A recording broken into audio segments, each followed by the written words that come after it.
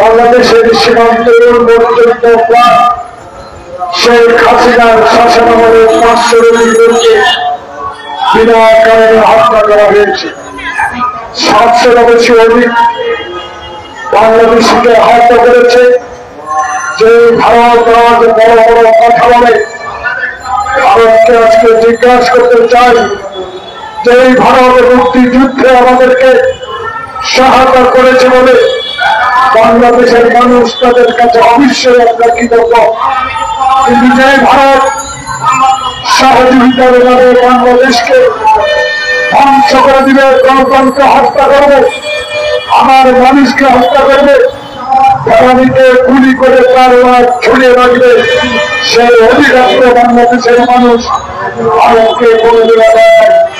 আর আজকে ভারত আপনার যে সব কাজ আপনি শুরু করেছেন, যেসব অবৈধ কাজকে আপনার অতীতে সমর্থন দিয়েছে, আমারও বাংলাদেশের মানুষ নিজের রক্ত দিয়ে যে আন্দোলনকে সফল করেছে, সেই আন্দোলনের সফলতাকে নস্যাৎ করে দেওয়ার জন্য আবারও আপনি ষড়যন্ত্র শুরু করেছেন। তার প্রমাণ বাংলাদেশে 500 অধিক দেশি মামলার আসামি স্বৈরাচারী শেখ হাসিনাকে আপনি এখন আশ্রয় দিয়ে বাংলাদেশের মানুষের প্রতি অপমান, যে আপনি অপমান শুরু করেছেন, বাংলাদেশের মানুষকে অবজ্ঞা শুরু করেছেন, বাংলাদেশের স্বাধীনতা নিয়ে আজকে আপনি যেই রকম আচরণ শুরু করেছেন, সেই আচরণের বিরুদ্ধে বাংলাদেশের মানুষ আজ সচেতন হচ্ছে।